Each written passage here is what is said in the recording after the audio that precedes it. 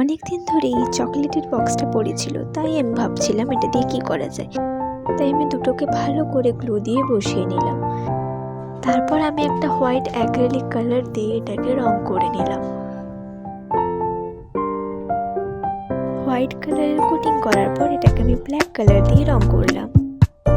Black colour complete হওয়ার পর এতে আমি হালকা করে একটু গোল্ডেন কালার দিয়ে দিলাম।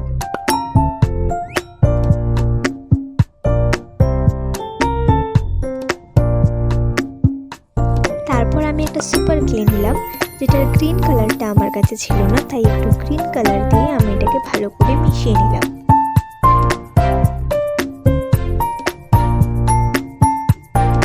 তারপর আমি ক্লেটাকে কিছু পার্টে ভাগ করে নিলাম এবং ক্লেটাকে ক্যাকটাস গাছের পাতার মতো শেপ দিয়ে দিলাম।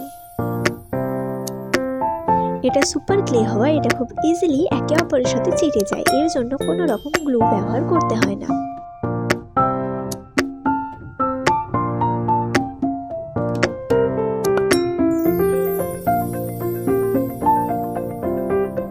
দেন আমি ক্লে টুলস দিয়ে এতে কিছু ডিটেলস অ্যাড করে দিলাম।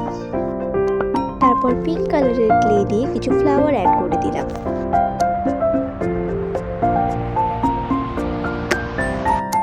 তারপর আমি একটা কাগজকে এই ফাঁকা বক্সের মধ্যে দিয়ে তার উপরে ক্লে দিয়ে দিলাম। দেন আমি ব্ল্যাক কালারের একটা ক্লে নিয়ে চারিদিকটা একটা বর্ডার করে নিলাম।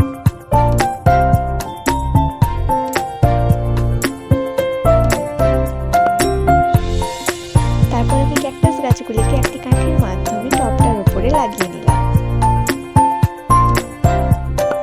এই ভিডিওটি তোমাদের কেমন লেগেছে অবশ্যই কমেন্ট করে জানিও এবং যারা নতুন তারা প্লিজ চ্যানেলটিকে সাবস্ক্রাইব করে দাও।